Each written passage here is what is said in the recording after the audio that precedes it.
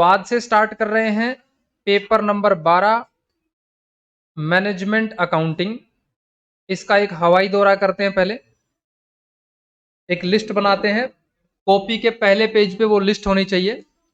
उसी लिस्ट से हम आखिरी क्लास में भी वही लिस्ट रेफर करेंगे, स्टार्टिंग से लेके एंड तक।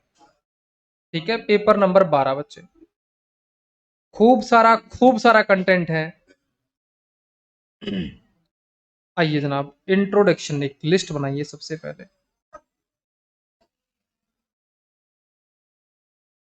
पेपर 12 बातें नहीं करेंगे अब बिल्कुल भी। मैनेजमेंट अकाउंटिंग,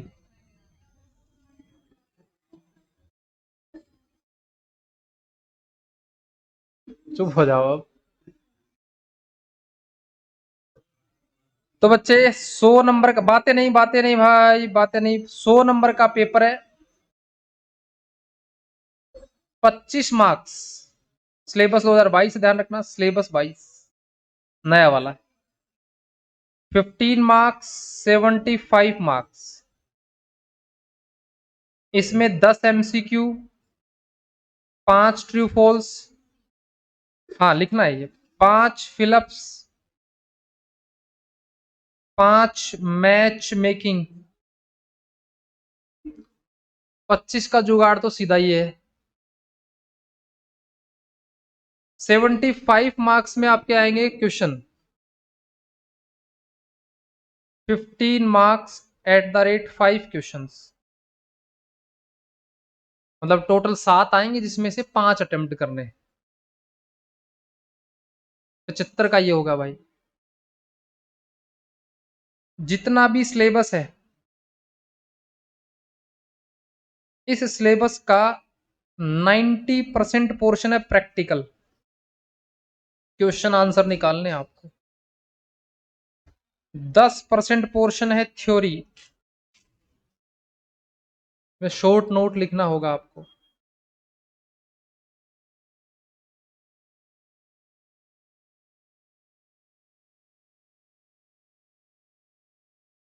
बातें नहीं, थोड़ी सी देर बातें नहीं, फिर बात कर लेना। ओके,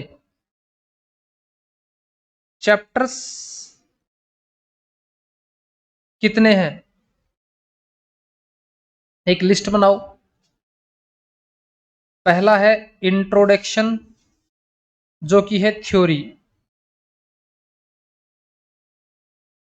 ये अपने आप पढ़ना है आपको, जब मतलब सिलेबस कंप्लीट हो जाएगा तो सारी बातें आपको ऑटोमेटिकली समझ में आ जाएंगी। वही वेरिएबल, फिक्स कॉस्ट और दुनिया जहान की छोटी छोटी बातें इसमें। अरे पीछे बातें नहीं करो यार, है ना। अब थोड़ा सा साथ दो यार, है ना। ये थ्योरी है बच्चों, इंट्रोडक्शन थ्योरी। उसके बाद एक टॉपिक आएगा ए बी सी। एबीसी नाम है, एक्टिविटी बेस्ड कॉस्टिंग। सबसे पहले हम स्टार्ट भी यही करेंगे। ये है पूरा प्रैक्टिकल, और इसमें टोटल नंबर ऑफ क्वेश्चंस जो हैं वो है 31। ठीक है, तो पहला चैप्टर यहीं से मान के चलो। सेकंड चैप्टर का नाम है डिसीजन मेकिंग। लिस्ट बना लो सभी बच्चे, डिसीजन मेकिंग। इस डिसीजन मेकिंग में कुछ चीजें फर्स्ट ग्रुप में ऑलरेडी पड़ी हुई होनी चाहिए। फर्स्ट ग्रुप का मार्जिनल कॉस्टिंग पड़ा हुआ है, तो ये चैप्टर समाप्त हो गया। फिर आपका क्वेश्चन आंसर करने हैं बस। ठीक है, और कुछ इसमें एडवांस कॉन्सेप्ट एंड क्वेश्चंस मिलेंगे। तो मतलब पहले फर्स्ट ग्रुप का मार्जिनल पूरा होना चाहिए, तो आप इस चैप्टर में उतर सकते हैं। फिर नंबर 3,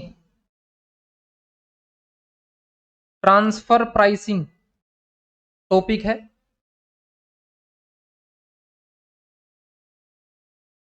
नंबर 4,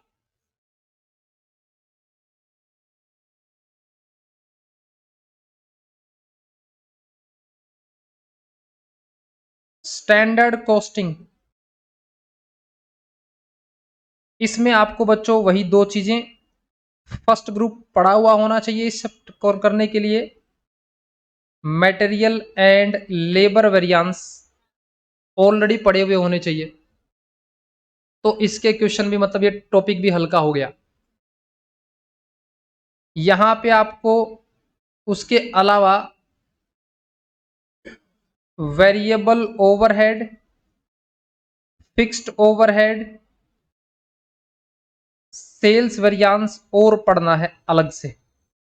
हमने फर्स्ट ग्रुप जब ऑलरेडी पढ़ा था तो उसमें भी ये लिस्ट बना रखी है अपन ने, ये फर्स्ट ग्रुप में ये 2 पढ़ने हैं, सेकंड ग्रुप में इतना पढ़ना है। इसका काम भी बड़ा इजीली तरीके से हो जाएगा।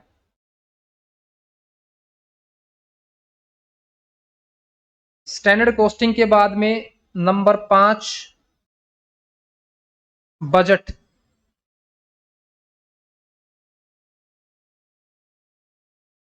बजट बच्चों खुशी की बात है कि जिसने फर्स्ट ग्रुप का पढ़ लिया है उसको कोई एक्स्ट्रा नहीं पढ़ना है, सेम कोई flexible cash budget, production budget, वही सारा कंसेप्ट कुछ भी नहीं नया नहीं है। 80-90% क्वेश्चन भी सेम है, 2-5 क्वेश्चन और दे रखे हैं एक्स्ट्रा, कंसेप्ट में कुछ भी नहीं है, तो ये ऑलरेडी आपका कंप्लीट है, तो मामला थोड़ा और हल्का हो गया है। उसके बाद 5 के बाद लिखो 6 नंबर, इसी सीक्वेंस में पढ़ेंगे अपन इनको, कोशिश करेंगे इसी सीक्वेंस में जाने की। नंबर 6 ये बिल्कुल नया है भाई, डिविजनल परफॉर्मेंस।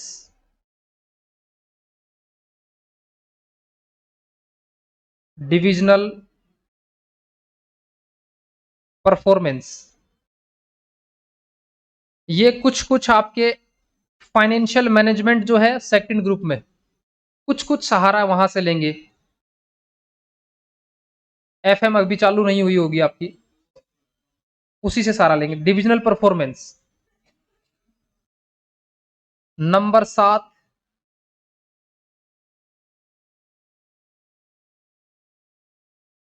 Responsibility accounting. बातें नहीं करो यार, responsibility accounting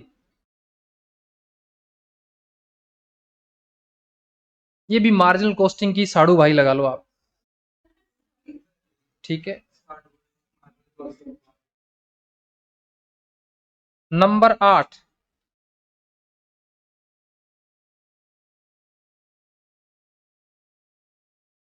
decision theory.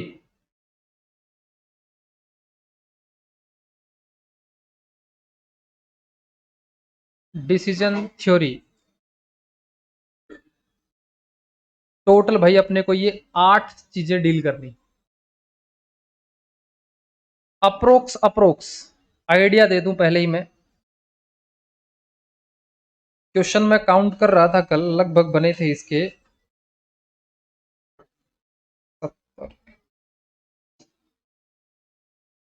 325 plus question है भाई, क्वेश्चन एंड आंसर पूरे सिलेबस में मिला के, जिसमें से कुछ अपन फर्स्ट ग्रुप में ऑलरेडी कर चुके हैं, कुछ सेकंड ग्रुप में करने। टोटल लगभग 300 के आसपास क्वेश्चन बनेंगे आपके इसमें, ओनली सेकंड ग्रुप का मैनेजमेंट अकाउंटिंग। क्वेश्चन ये मतलब बार बार वही रिपीट नेचर के क्वेश्चन आंसर है। टाइम जो लगेगा हमको इसमें अप्रोक्सीमेटली 140 से 150 घंटे लगेंगे।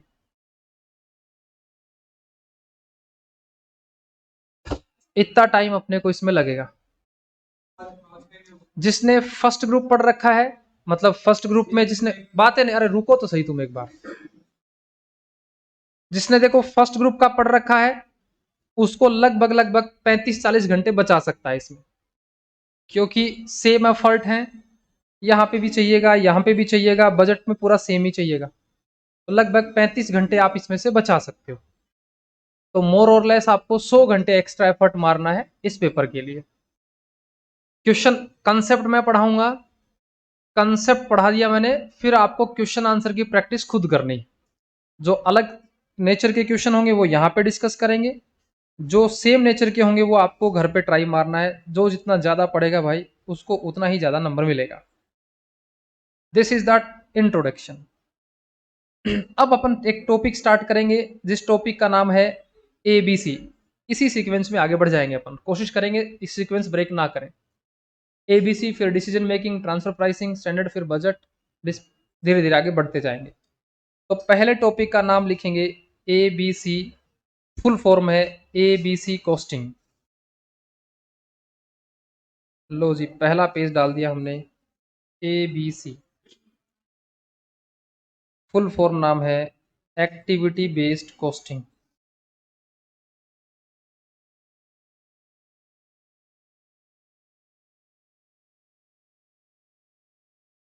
बातें नहीं करेंगे भाई।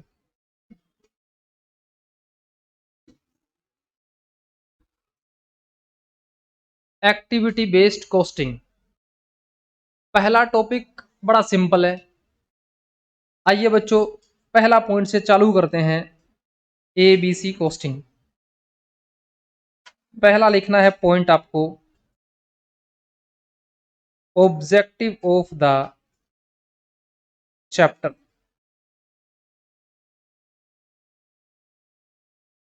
क्या पढ़ेंगे भाई? क्या ऐसी चीज है जिसका समाधान ये देता है? इसमें लिखेंगे how to calculate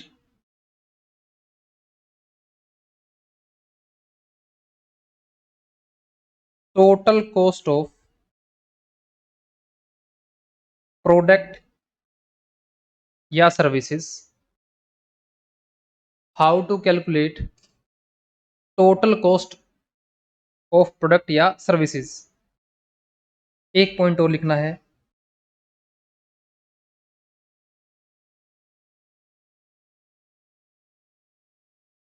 absorptions of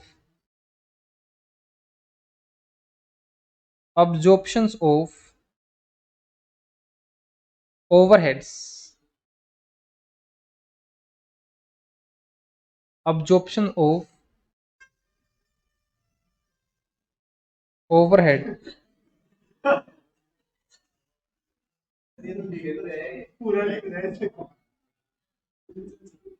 वहां दिमाग बहुत गया यार।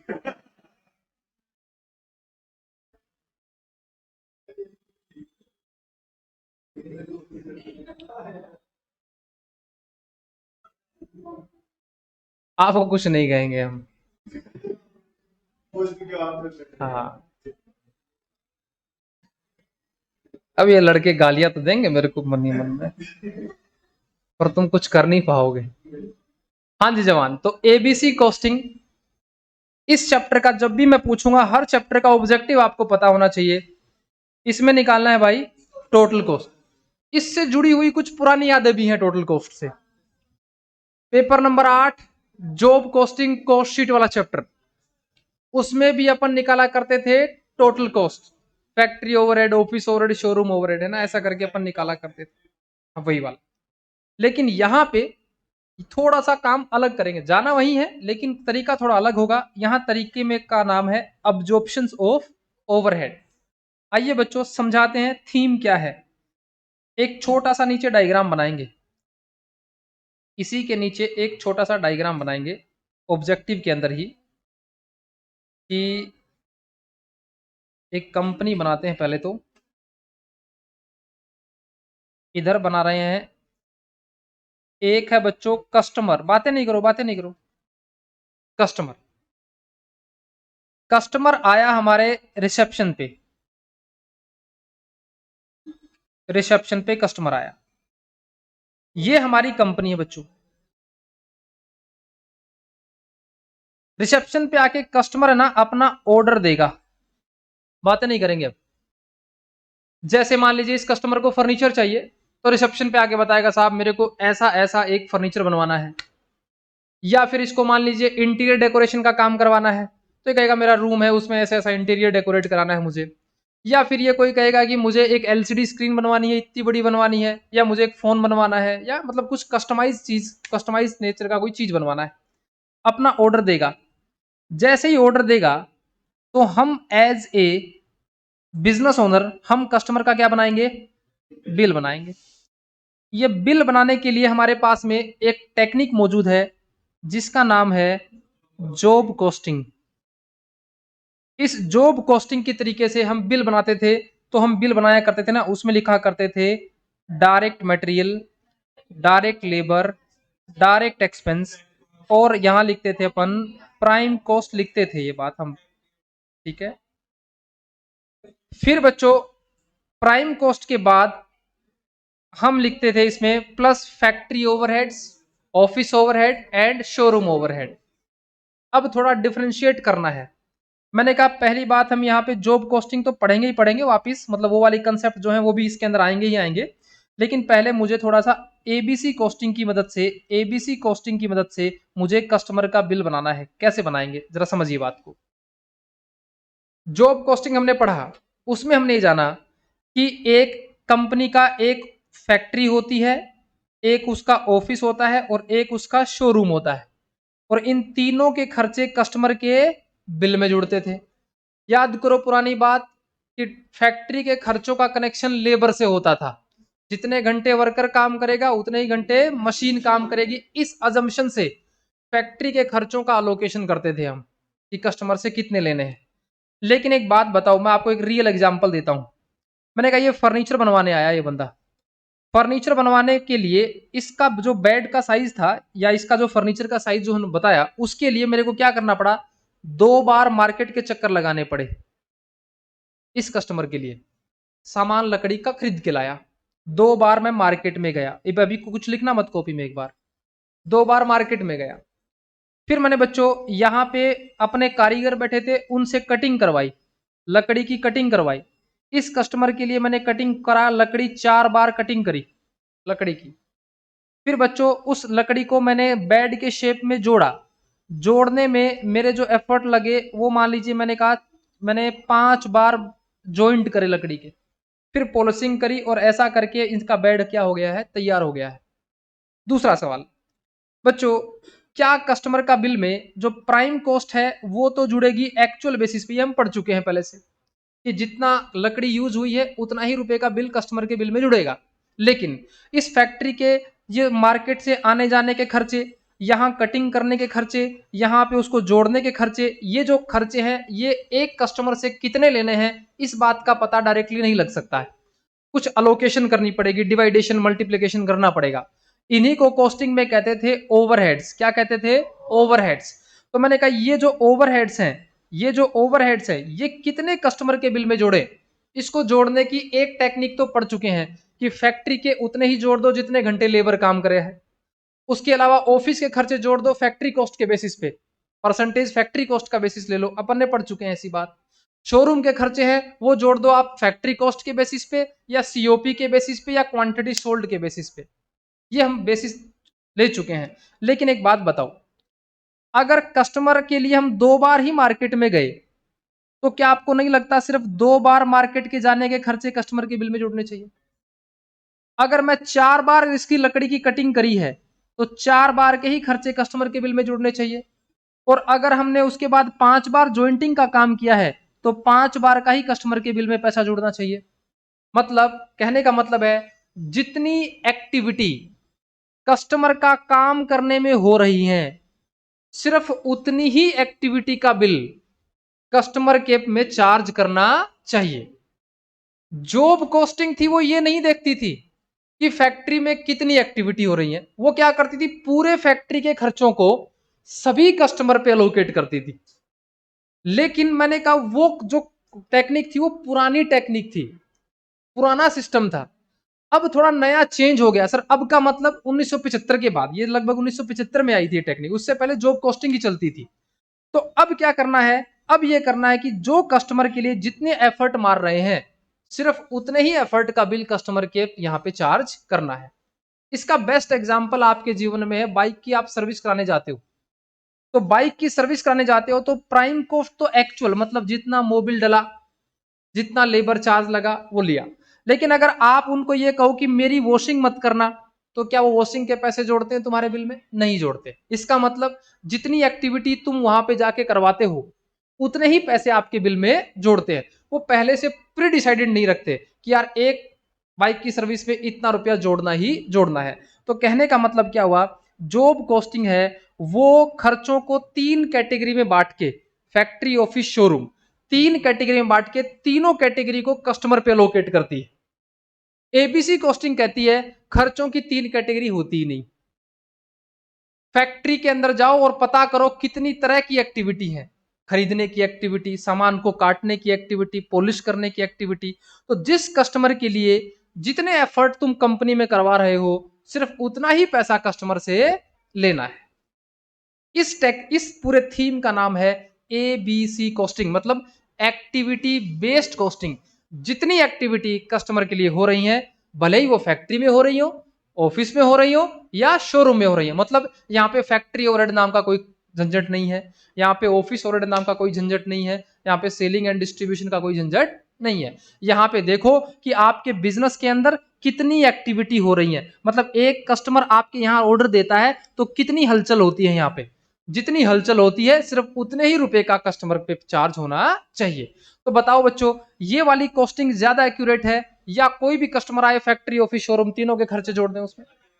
ये वाली, क्योंकि ये ज्यादा रिसर्च बेस्ड है, ज्यादा थोड़ा सा इसमें डीपली जाना पड़ेगा। वहां पे तो बस क्या करना पड़ता था, फैक्ट्री के खर्चे देख लो, ऑफिस के देख लो, शोरूम के देख लो। यहां देखना पड़ेगा फैक्ट्री के अंदर कितनी एक्टिविटी होती है, ऑफिस के अंदर कितनी एक्टिविटी होती है, शोरूम के अंदर कितनी एक्टिविटी होती है। समझ में आ रही चीज? अब आप एक कॉपी में एक छोटा सा डायग्राम कैसे बनाएंगे, जैसा डायग्राम मैंने बनाया है वैसा ही डायग्राम आप बनाएंगे। हाँ, उसका भी सिस्टम बनाएंगे। एक बार मैं आपको सिस्टम समझा देता हूँ। हाँ जी बच्चे। हम्म, एक बार कॉपी में लिखो आप, एज इट इज बनाओ, कॉपी में डायग्राम बनाओ। यहां लिखना है आपको डिफरेंट मैन्युफैक्चरिंग एक्टिविटी, बातें नहीं करेंगे। Different manufacturing activity, activity number 1 2 3 4, ऐसे करके हम अपने बिजनेस में खूब सारी एक्टिविटी करते हैं। जैसे ही कस्टमर का ऑर्डर आता है, ऑर्डर के बाद हम खूब सारे काम करते हैं, मैन्युफैक्चरिंग करते हैं। फिर हमने कहा यहां से अपन ओवरहेड्स जोड़ेंगे, एज हिंदी में लिख देता हूं ओवरहेड्स। जितनी एक्टिविटी कस्टमर के लिए हुई है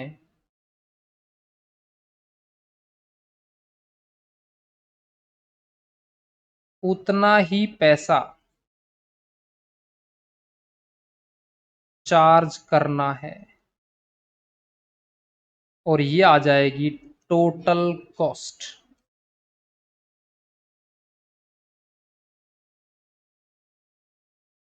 प्राइम कॉस्ट के बाद सिर्फ इसमें ओवरहेड जुड़ेंगे।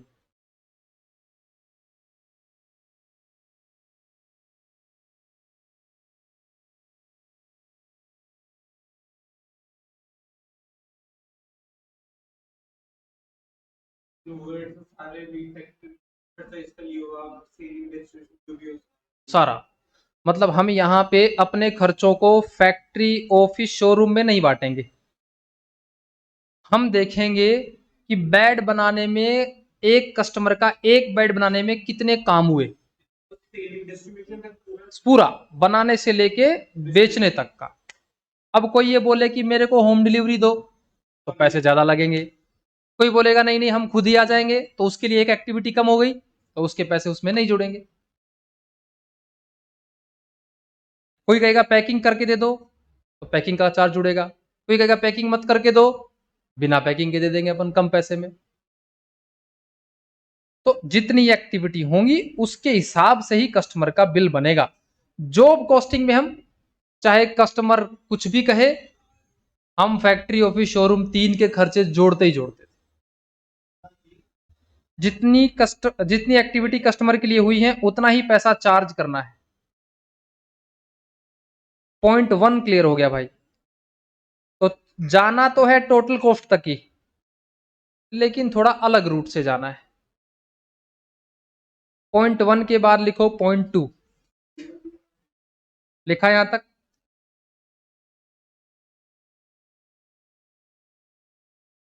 पॉइंट 2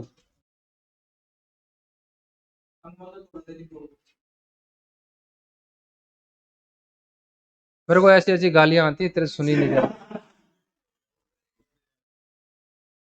ब्राह्मण आदमी वैसे तो ब्राह्मण देवता होते हैं। इधर आ जाओ, इधर आ जाओ। नंबर 2 पे लिखो बच्चे, ABC technique developed in USA। ये अमेरिका वालों का काम है,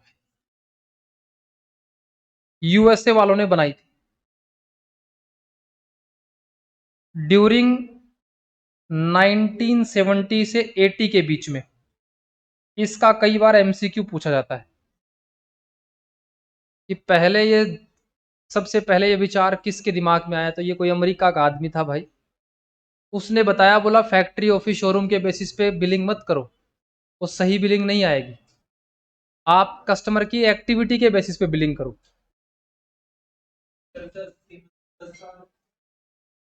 हाँ जी, हाँ मतलब ये जो पढ़ाई थी, ये डेवलप हुई, जो सिस्टम डेवलप हुआ उसमें 10 साल लग गए activity based costing. Point number 3 लिखना बच्चे, we know that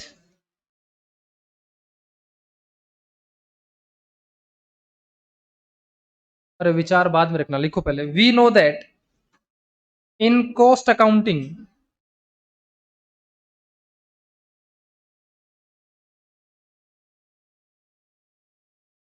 direct cost जो कि वेरिएबल नेचर की होती है, ऐसा मानते हैं हम,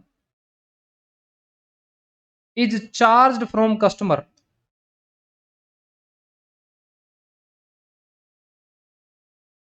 charged from customer on actual basis.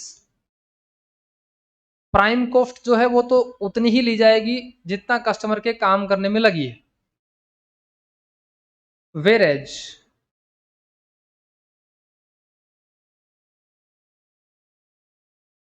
Indirect cost, जिसका दूसरा नाम होता है ओवरहेड्स,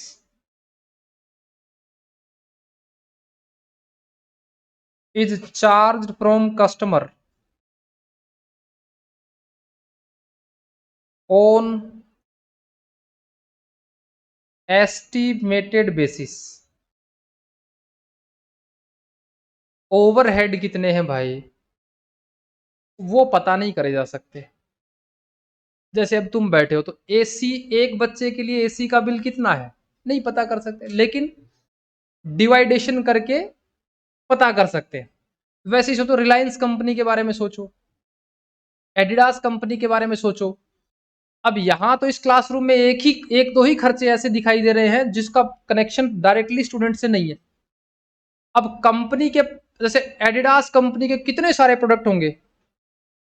अब यार शूज भी है, टी शर्ट भी है, लोअर भी है, और भी दुनिया जान के, बैट भी है, बॉल भी है, वो बनते एक ही फैक्ट्री में सारे।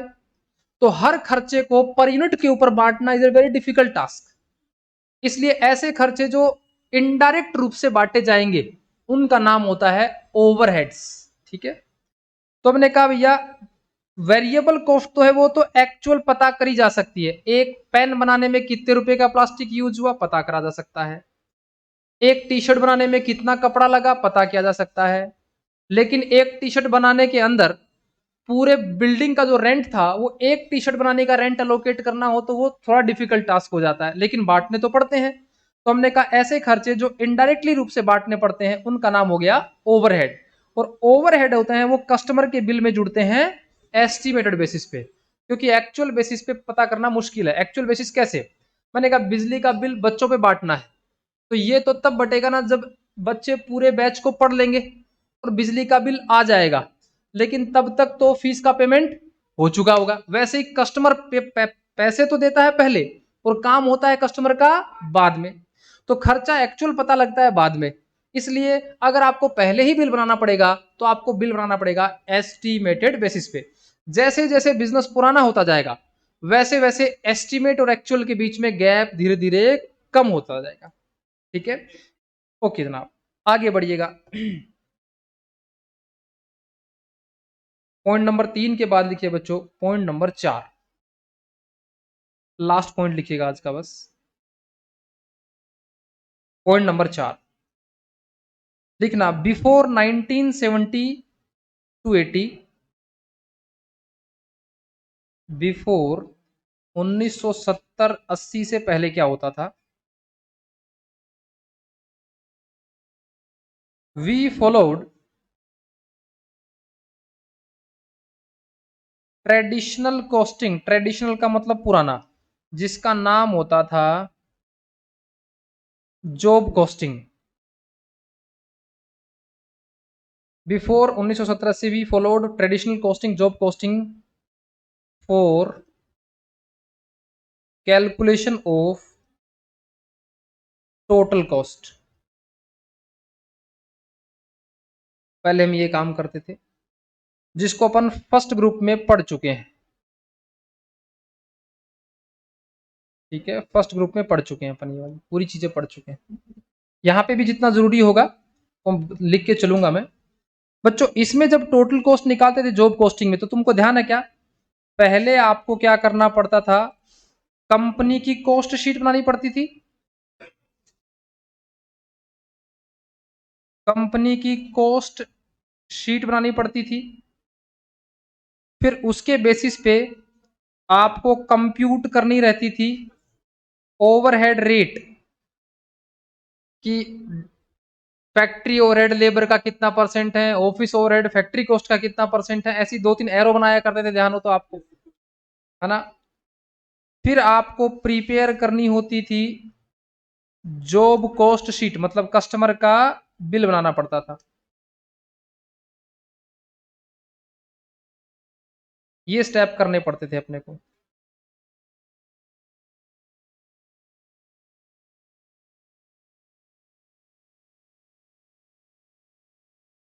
ओके, और ये स्टेप करने के लिए एक फॉर्मेट का यूज करते थे, सीधा वाला फॉर्मेट होता था। तो बच्चे यहां पे उसका फॉर्मेट क्या होता था, जिसका बनाया हुआ है पहले से वो दोबारा मत बनाना। मैं तो ये रिकॉर्डेड वाले बच्चों के लिए बना रहा हूं, ठीक है, क्योंकि आपकी कॉपी में ऑलरेडी बना हुआ है। तो बस आप तो कॉपी में अपने लिख दो first group job costing chapter वाला format, that's it. First group job costing वाला चैप्टर। और जिसका फर्स्ट ग्रुप पढ़ा ही नहीं हुआ भाई, जो गरीब आदमी है, वो डायरेक्ट मटेरियल लिखेगा, direct labour, direct expenses, prime cost, factory overheads, factory cost,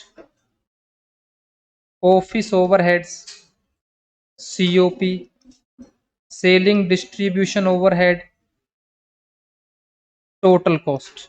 बनता था क्या फॉर्मेट, कंपनी का भी यही होता था, कस्टमर के बिल का भी यही फॉर्मेट होता था। ठीक है, अब कल की क्लास में हम जानेंगे आपसे कि एबीसी कॉस्टिंग का प्राइम कॉस्ट तक तो फॉर्मेट सेम रहेगा, प्राइम कॉस्ट के बाद एबीसी कहती है भैया इनको गोली मारो, इनकी जगह पता करो एक्टिविटी कितनी है, जितनी एक्टिविटी है उतना ही पैसा कस्टमर के बिल में जोड़ दो।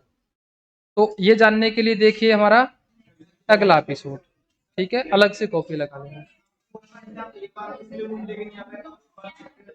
हाँ,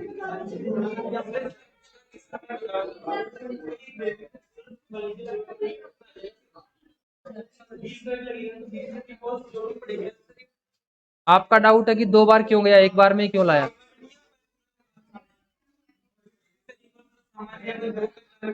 जैसे ना मेरे को कंस्ट्रक्शन का काम करना है, तो पहले जाके ईंट लेके आऊंगा, फिर सरिये लेके आऊंगा, तिबारा जाऊंगा सीमेंट लेके आऊंगा, चुबारा जाऊंगा उसके प्लास्टर लेके आऊंगा। तो इसका मतलब एक कस्टमर का काम करने में जरूरी नहीं एक ही मार्केट का चक्कर लगे। इस एग्जाम्पल में हमने 2 बोला। रियल रियल जब क्वेश्चन करेंगे उसमें 5 बार भी जाएंगे अपन एक ही कस्टमर के लिए, 10 बार भी जाएंगे उसमें। हाँ जी बच्चे, हाँ भाई सुनो, उसकी भी सुनो भाई। अरे रुको एक बार,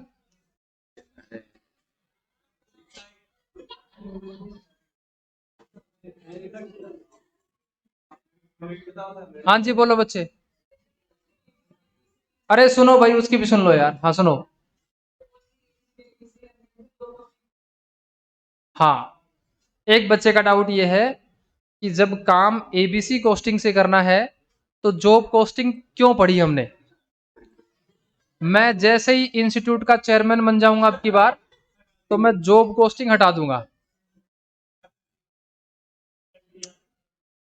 1970-80 से पहले क्या पढ़ाया जाता था? Job costing. 1970-80 के बाद आया एबीसी कॉस्टिंग।